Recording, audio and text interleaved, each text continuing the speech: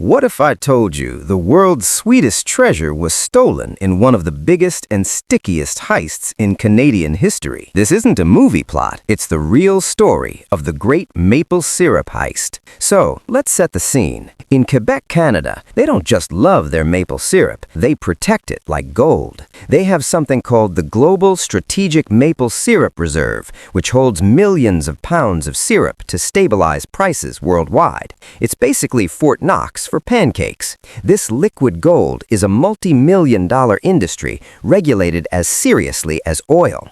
Between 2011 and 2012, a group of thieves pulled off an incredibly bold plan. They gained access to the warehouse where all this precious syrup was stored.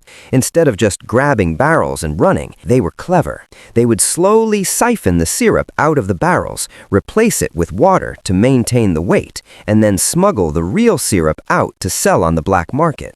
Over months, they managed to steal almost 3,000 tons of syrup. The total value?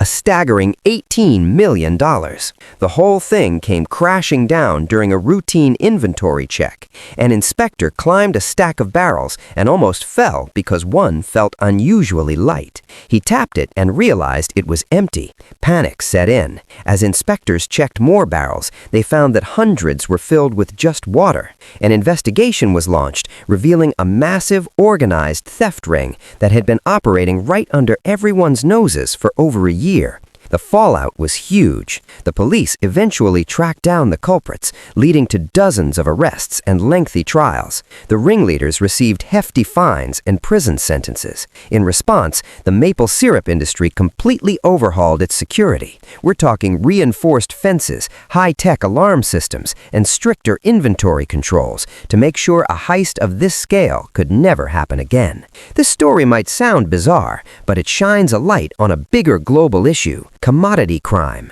It's not just maple syrup. Things like olive oil in Italy, cheese in the Netherlands, and even honey have been targets of major heists.